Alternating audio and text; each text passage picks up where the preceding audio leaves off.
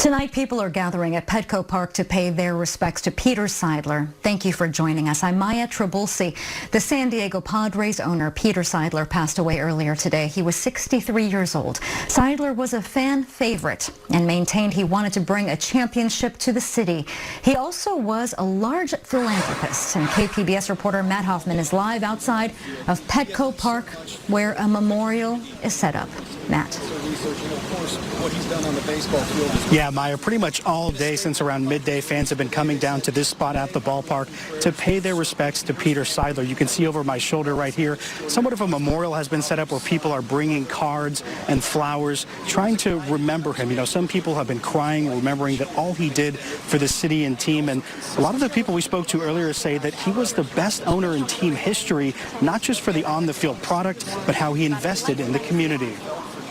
He loved San Diego, and I think he put everything he had into the team and the fans, and that doesn't happen very often anymore. Seidler joined the Padres ownership group in 2012 before becoming majority owner in 2020.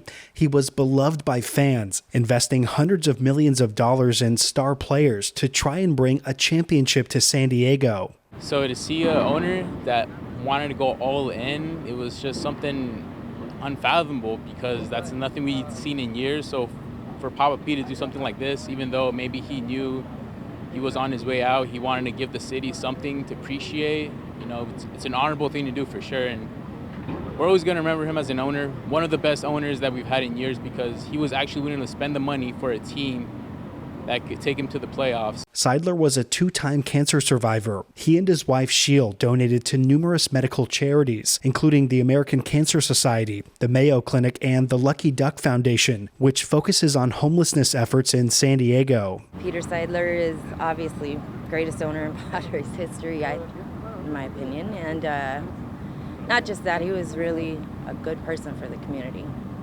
Huge philanthropist, and just did so much good for San Diego.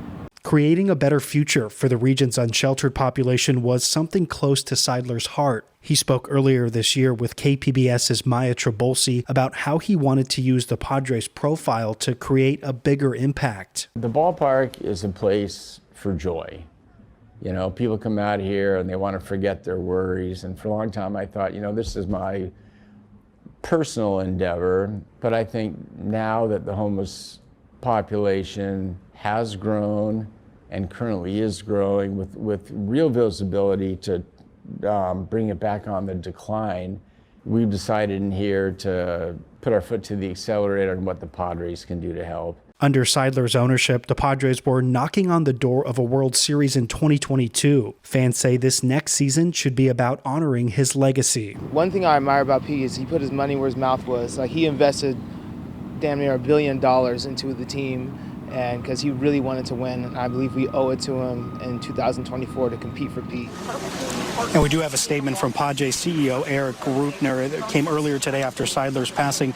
He said in part that his impact on the city of San Diego and the baseball world will be felt for generations. His generous spirit is now firmly embedded in the fabric of the Padres.